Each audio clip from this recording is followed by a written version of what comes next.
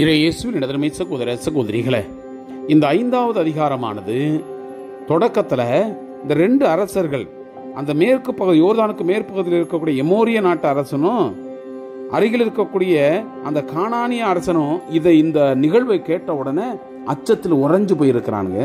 இப்படியெல்லாம் மாபெரும் வல்லமை செய்த அந்த ஆண்டவரை நினைத்து எப்படி என்ன நடக்கப்போ என்ற ஒரு பயத்தினுள் இருப்பதை உணர்த்துகிறது.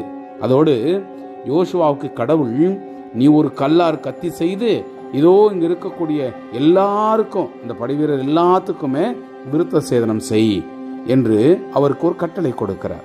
அது ஏன் இவங்களுக்கு விருத்த சேதனம் மறுபடியும் செய்யணும் என்பதையும் விவரிக்கிறார். இவர்களுக்கு மறுபடியும் அல்ல, மாறாக இவர்களுடைய மூதாதையர்கள், தந்தையர்கள், அவருடைய பாட்டன் தாத்தையெல்லாம் அங்கிருந்து வரும் பொழுது விருத்த சேதனம் செய்திருந்தார்கள். இவர்கள் கடவுளுக்கு எதிராக செயல்பட்டதனால் அவர்கள் பாளையத்திலே கொன்றடிக்கப்பட்டார்கள். கிட்டத்தட்ட 40 ஆண்டுகளுக்கு பிறகு அவர்கள் மறுபடியும் இவருடைய பிள்ளைகள் தான் இந்த பாலும் தேன்மம் வடியும் கூடிய இந்த யோர்தான் நாட்டை அடைய போகிறார்கள். அப்போ இவர்கள் முன்பு விருத்த சேதனம் செய்யல, அதனால தான் இவர்களுக்கு நீ விருத்த சேதனம் செய்து மறுபடியும் என்னுடைய உடன்படிக்கையை புதுப்பிச்சுக்கொள் என்று வாக்குத்தத்தம் கொடுக்கிறார். அவ்வாறே யோசுவா செய்கிறார். செய்து எல்லாரும் அந்த புண்கள் முதற்கொண்டு ஆர்ந்த பொறுப்பாடுதான் மறுபடியும் புறப்படுறாங்க. அப்போ கடவுள் சொல்றாரு, இதோ இந்த தருணத்துல இவர்களுக்கு நான் ஒரு ஆசீர்வாதத்தை கொடுக்கிறேன். அந்த இடம் கில்கால் என்று சொல்லப்படுகிறது. ஏனெனில் உங்கள் மீது இருந்த அந்த ஒரு பழிச்சொல்லை நான் நீக்கிவிட்டேன், அதனால் இந்த பேர் கில்கால் என்று அழைக்கப்படுகிறது. கடைசியாக யோசுவா ஒரு காட்சி காண்கிறார்.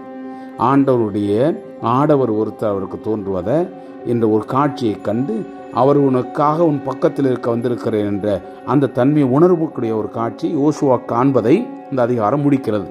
அன்புக்குரியவர்களே, ஒரு புதுப்பித்தல், எல்லாருமே இந்த உடன்படிக்கை, அதாவது இந்த விருத்த சேதனத்தின் வழியாக அவர்கள் புதுப்பித்தது போல நாமும் ஒவ்வொரு நாளும் நம்முடைய மனசை விருத்த சேதனம் செய்து புதுப்பித்துக் கொண்டே இருக்க வேண்டும். அந்த நல்ல எண்ண ஓட்டத்தோடு இந்த அதிகாரத்திற்கு நாம் செவிமடுப்போம். யோர்தானுக்கு மேற்கு பகுதியில் இருந்த எமோரிய நாட்டு அரசர்களும் கடலுக்கு அருகில் இருந்த கானானிய அரசர்களும் ஆண்டவர் யோர்தான் நீரை இஸ்ரேல் கண்முன் அவர்கள் கடக்கும் வரையில் வற்ற செய்தரா என்று கேள்வியுற்ற பொழுது அவர்களுடைய இதயங்கள் கலக்கமுற்றன.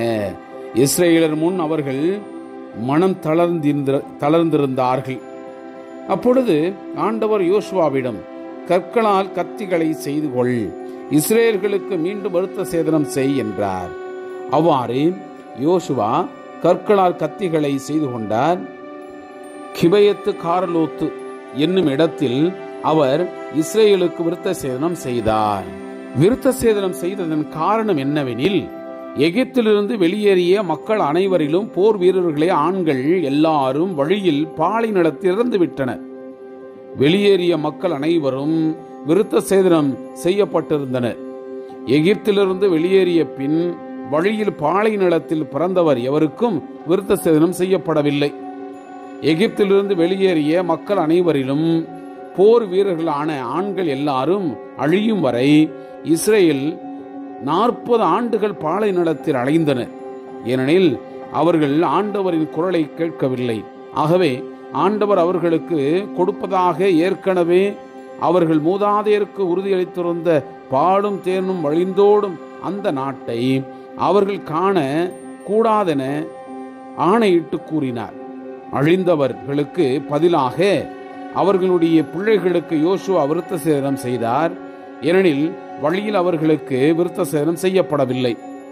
எல்லா மக்களும் விருத்த சேதனம் செய்யப்பெற்று முடிந்ததும் அவர்கள் குணமாகும் வரையில் அங்கேயே பாளையத்தில் தங்கினார்கள். ஆண்டவர் யோசுவாவிடம், இன்று எகிப்தியனுடைய பழிச்சொல்லை உங்களிடமிருந்து நீக்கிவிட்டேன் என்றார். ஆகவே அந்த இடம் இந்நாள் வரை கில்கால் என அழைக்கப்படுகிறது. இஸ்ரேலர் கில்காலில் தங்கினர். மாதத்தின் 14ஆம் நாள் மாலை எரிக்கோ சமவெளியில் பாஸ்கா கொண்டாடினர். பாஸ்காவின் மறுநாள் நிலத்தின் விளைச்சலையும் புளிப்பற்ற அப்பத்தையும் வறுத்த தானியத்தையும் உண்டனர்.